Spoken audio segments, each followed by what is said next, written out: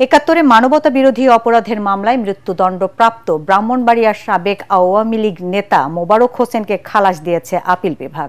সকালে প্রধান বিচারপতি সৈয়দ রেফাত আহমেদের নেতৃত্বাধীন ৫ বিচারপতির আপিল বেঞ্চ মোবারকের করা আপিল মঞ্জুর করে এই রায় দেন। মোবারক হোসেন ২০১২ সাল পর্যন্ত ব্রাহ্মণবাড়িয়ার আখাউড়া উপজেলার মোগরা ইউনিয়ন আওয়ামী লীগের সাংগঠনিক সম্পাদক ছিলেন।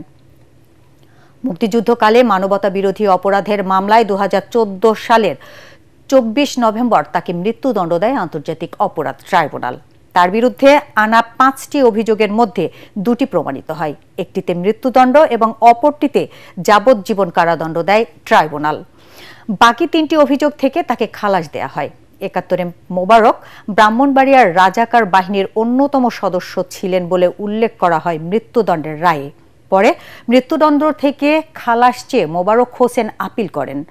চলতি বছর ৮ জুলাই সেই আপিলের শুনানি শুরু হয়। দুইটা চার্জ ছিল তার, charge 1 kidnapping and abduction of 33 persons and killing them, sentence ছিল ডেথ সেন্টেন্স। আর ৩ নম্বর চার্জ যেটা ছিল আব্দুল খালেক, তাকে খুন করার জন্য সেই চার্জ ছিল। তো এই চার্জটাতে আপনার সেন্টেন্স ছিল লাইফ। তো আজকে আমাদের রায়ে আল্লাহর মেহেরবানিতে দুটা চার্জ থেকে তাকে খালাস দেওয়া হয়েছে।